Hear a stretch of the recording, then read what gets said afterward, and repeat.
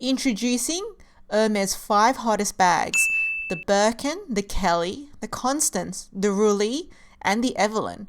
And today I'm going to show you 5 vintage Hermes alternatives to these bags. And my alternatives won't send you broke and will make your collection more unique without having to play the games with the Hermes sale assistants or pay the extortionate price tag. Hey everyone, it's your girl Lady Vintage Bags, and if we haven't met before, hi! If you're into pre-loved vintage and affordable designer handbags, then stick around, because I'm your girl. Now in today's video, for each Hermes bag, I'm going to show you 1, the vintage alternative, 2, we're going to compare the prices so you can see how much you can save, 3, we're going to compare the bags side by side, including dimensions and mod shots, and 4, we're going to have a look at the typical condition of one of these bags on the pre-loved market. Now all the prices that I'm saying today are in US dollars and they are prices from the pre-loved market. Now let's just get straight into it with bag number 1. So no particular order, introducing the Evelyn Hermes bag, and we're going to compare it to the vintage Hermes Vespa bag.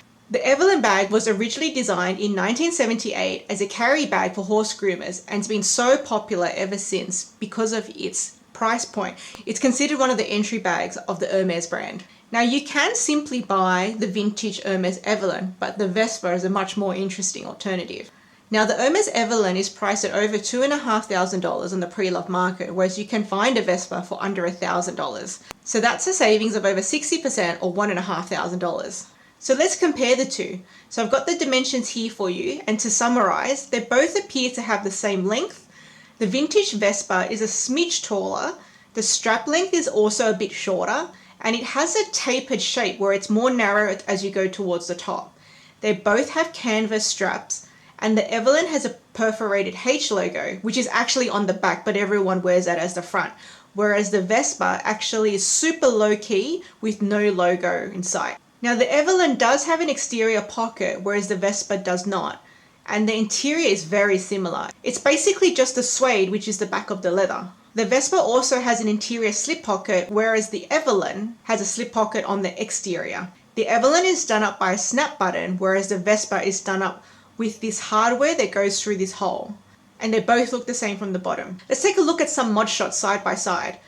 Both of these bags look great on these ladies, and I love the tapered shape on the Vespa. And I think it looks even more flattering than the Evelyn, which to me is a little bit more boxy. So this is the typical condition of one you'll find on the second-hand market for this price point. So it's definitely a great sling bag to add to your collection. So tell me what you think so far. Are you team Evelyn or team Vespa? Comment down below. Okay, so bag number 2, the Hermes Roulis. And we're going to compare it to the vintage Hermes Fonsbelle bag. Now the Roulis has been another fan favorite since its release in 2011. So the Roulis is going for over $4,500 on the pre-loved market, whereas you can find the Fonsbelle for under $1,800. So that's a 60% savings or $2,500 savings. So let's compare the bags side by side. So you can see both bags have a very similar vibe. They're both boxy with a statement piece of hardware at the front. The Roulis is more square, whereas the Fonsbelle is more rectangular. The Fonsbelle is a teeny bit longer and a teeny bit shorter and a little bit less wide.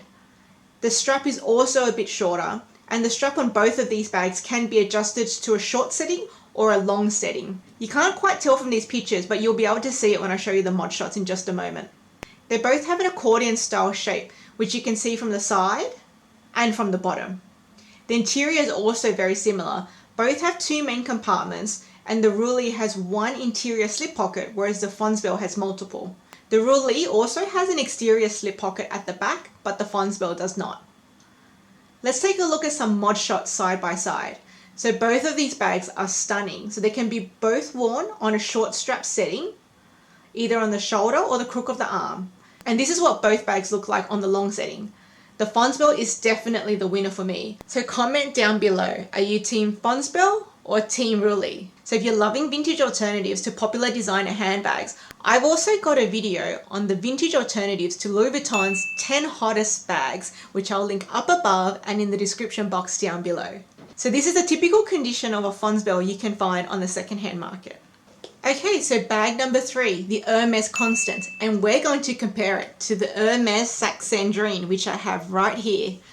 Now the sac Sandrine to me is definitely a more practical alternative to the Hermes Constance. She is from the 1970s, made from beautiful noir box calf leather, and she's got gorgeous gold hardware. And just a bit of trivia for you history buffs, she's actually named after the French-English singer and actress Sandrine Dumas, who was actually a daughter of one of the directors of the Hermes brand. So let's compare the prices. You're looking at paying over $8,000 for Hermes Constance versus the Sandrine, which I picked up for under $1,300 US. And they're typically going for under $1,500 still. So that's a savings of over 80% or $6,500. That's a massive savings. So let's compare the two. So the Sandrine is a teeny bit longer and taller, but a little bit thinner, but otherwise the dimensions are very similar. The strap drop in the Sandrine is a bit shorter, but we can wear both on a short shoulder setting or a long shoulder setting. So actually what drew me to the Sandrine was the ability to adjust the strap. So you can see here I've got a strap extender attached to it. So the strap originally looks like so. So it has this vintage clip and you clip it to this ring here, and that's what it looks like. However, if it's too short for you, you can just put whatever length strap extender you like and make it fit your height. Or alternatively, you can make it a short shoulder bag by looping it through and attaching it to the ring.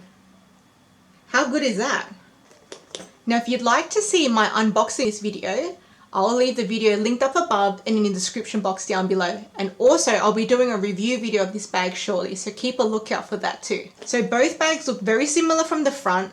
The Constance does have that iconic large H logo, and the Sandrine has a very low-key stirrup closure. It looks like a horse saddle stirrup. The Constance does have an accordion construction, so it has two main compartments with a zippered pocket, whereas the Sandrine just has one main compartment with one zippered pocket. But both bags look very similar from the back with no exterior pocket. Now I love this bag so much, I did feature it in my top 5 best value for money designer bags, and I'll link that video up above and the description box down below. Let's take a look at some mod shots of these bags. So this is what both bags look like as short shoulder bags. This is what they look like as long shoulder bags without the strap extender. And this is what it looks like with the strap extender. And this is what both look like as a crossbody bag without a strap extender and with a strap extender. Now, if you want to know how to spar your Hermes bags at home, such as how to clean and condition the leather and polish the hardware, I've actually got a tutorial video which I'll link up above and down below where I sparred this bag on camera for you to see. So this is the typical condition of a Sandrine bag you'll find on the second-hand market. And as an owner of a Sandrine, I would encourage everyone to at least check it out and see if this bag suits your needs. Okay, so bag number 4. The Hermes Kelly bag, and we're going to be comparing it to the Hermes President bag. Now you could just go for a vintage Kelly, however the President bag is much more unique and much more rare. So the Hermes Kelly is still going for over $8,000, whereas the President bag you can find it for under $2,000. So that's a savings of $8,000 or 80% off. That's a big savings. So let's compare the two. The President bag is a teeny smidge longer and a teeny smidge shorter. The President's bag is also much thinner and has a more streamlined look. In fact, it's a documents bag. So both bags have a top handle, but the Kelly does have a longer top handle. And the Kelly does have a shoulder strap, whereas the President's bag does not. However, you can just attach your own strap to the rings. So they both look very similar from the front. They both have a trapezoidal shape and a front flap. The President's bag has a very interesting look. Just look at this mix of black leather and suede. It has a tan top handle and a green exotic statement piece around the gold clasp. And the clasp itself is this interesting square. They both look very similar from the back with no outer pockets.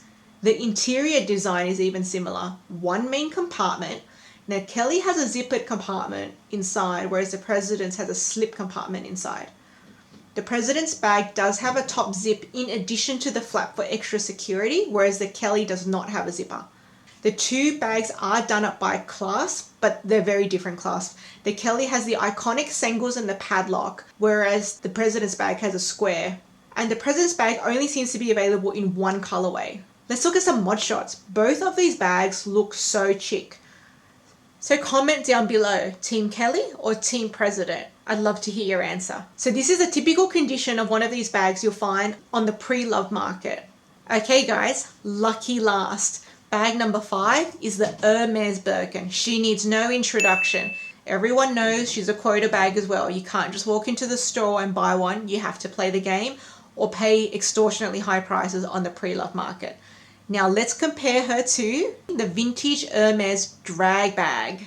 Now the Birkins are still over $8,000, whereas a drag bag you can find for under $3,500. So that's a savings of over 60% off, or $4,500. So that's a massive savings. So let's compare the two. So the drag bag is a tiny bit longer and a tiny bit taller and just a little bit thinner.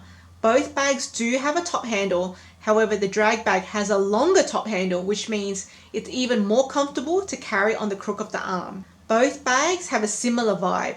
The drag has a front flap with H-shaped clasp on each side, whereas the Birkin has a flap, but it's locked in with sangles and a padlock.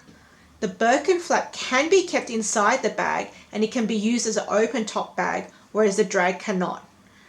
Now they are very similar from the back, no outer pocket. The interior construction is very similar for both.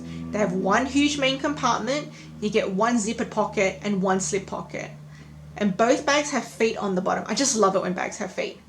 Now if you want to see a review video on the drag bags and a comparison video between the Birkin and the drag, I found those videos on YouTuber Promote Abroad's channel, which I'll link in the description box down below. Now let's take a look at some mod shots. Both bags are gorgeous when worn handheld, and that's really the only way you can wear these bags. I'm definitely more drawn to the drag bag, and I nearly even bought one myself. So this is a typical condition you'll find on the second-hand market.